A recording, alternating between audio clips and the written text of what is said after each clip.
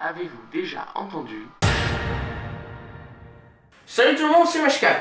Aujourd'hui, je vais vous garantir un épisode sans bec caviar, même si le sujet va pas t'as rien du tout à ce que tu dis, alors t'enlèves ce bec de canard tout de suite. Oh non, écoute, moi j'aimais bien ce masque, puis j'en ai besoin. M'en fous, tu C'est l'enlèves. sûr. Dommage, bon, ouais, je veux. J'espère que j'ai rien chopé avec les conneries. Cette année, vous l'aurez peut-être remarqué, on n'a pas fait de vidéo spéciale pour le nouvel an. Alors on va essayer de se rattraper ici, parce que vous n'êtes pas sans savoir que le 1er janvier, c'est la journée mondiale de la paix. Et qui dit paix dit...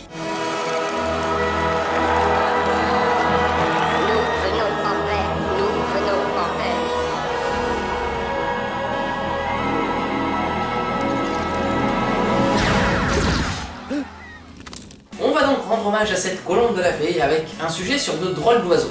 Alors rassurez-vous, cet épisode est garanti 100% sans grippe aviaire, et soyez rassurés également, il ne sera pas question dans cette vidéo des quelques noms d'oiseaux que j'ai pu recevoir au cours de mes vidéos sur vous savez qui.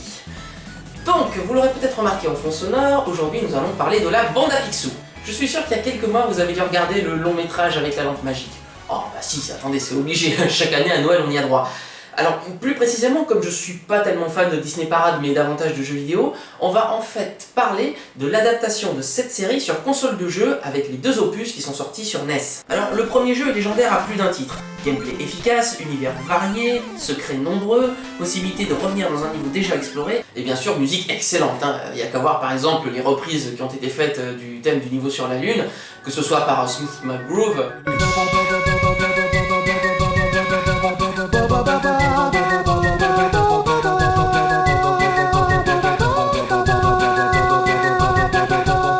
encore le générique de l'Antre du Méa.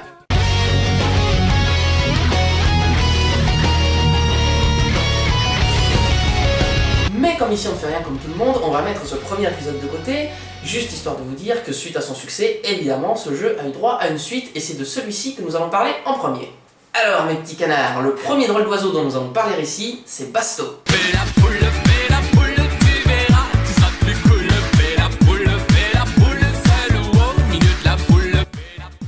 Je veux même pas savoir où t'as trouvé ça.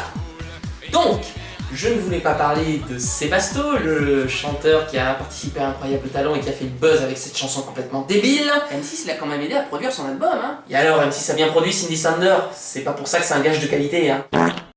Non, en fait, donc je voulais vous parler du DJ belge Basto.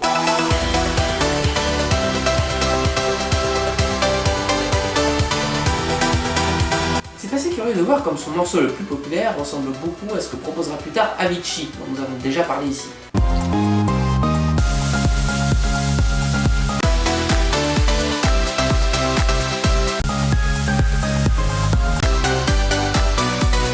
Alors quel rapport avec la bande à Picsou?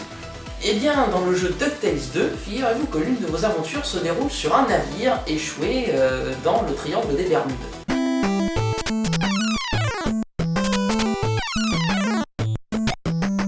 Bref, la musique souligne ici à merveille le côté à la fois aventure exotique, mystérieux et même totalement égaré.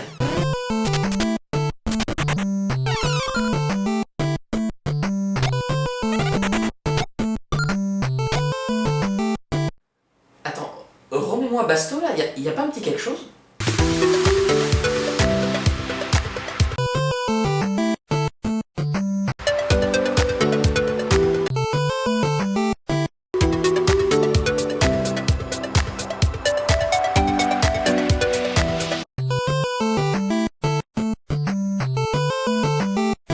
Mais le triangle des Bermudes n'est pas la seule zone qu'Oncle Picsou devra explorer au cours de son périple. On retrouve aussi un château hanté en Écosse, les pyramides d'Égypte ou encore l'île de Mu. Bon, ça c'était pour le deuxième jeu, mais croyez-moi, le programme du premier était tout aussi chamaille. On retrouvait par exemple la Lune, bien sûr, on en a déjà parlé, mais il y avait également un château en Transylvanie ou encore la forêt amazonienne. Une forêt inextricable d'ailleurs, peuplée de créatures hostiles et de pièges en tout genre, un peu comme dans la forêt de Hunger Games. Alors pourquoi est-ce que je vous parle de ce film, dont le second volet est sorti il y a quelques mois maintenant? Eh bien parce que le drôle d'oiseau dont je souhaite vous parler à présent fait partie intégrante de cette saga. Il s'agit du fameux emblème arboré en pendentif par Katniss, l'héroïne de cette histoire, le célèbre gemme au cœur. Attends, qu'est-ce que tu racontes là? Comment t'écris ça? Bah c'est un peu le symbole de l'amour, donc... Ok, alors là je t'arrête tout de suite. T'as vraiment cru que ça s'écrivait comme ça? Alors pour info, ton drôle d'oiseau c'est un jet moqueur. Un jet. comme dans Géranium. Ah, mais je le savais. C'était juste pour voir si tu suivais. Donc, le jet moqueur, c'est plus qu'un simple oiseau, c'est un symbole. Et son chant si particulier est un peu le leitmotiv sonore de la saga. On l'entend dans le premier film où il sert de signe de reconnaissance entre Katniss et sa petite camarade.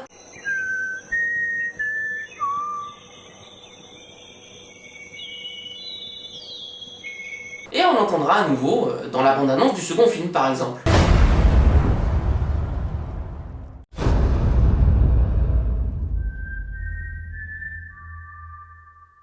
Mais je crois qu'Oncle Picsou a quelque chose à nous faire partager en direct du château hanté de Transylvanie.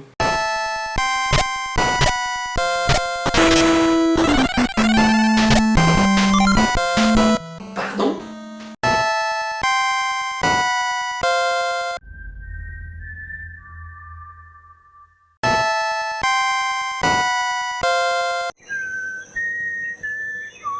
Bon, on ne va pas défendre Mordicus qu'il y a ici une parenté entre les deux, je pense que c'est juste un curieux hasard. Mais un hasard très curieux tout de même, hein. En attendant, je ne saurais que trop vous recommander de découvrir la saga Hunger Games, que ce soit au cinéma ou en livre. Même si c'est un plagiat de Battle Royale. Tais-toi, c'est pas le sujet. Tant qu'on en est à parler de remake, j'en profite aussi pour vous inviter cordialement à jouer à l'excellente version remasterisée du premier opus DuckTales, qui est disponible sur à peu près toutes les consoles récentes. Preuve, s'il était encore besoin d'en apporter une, de la qualité incontestable de ce jeu.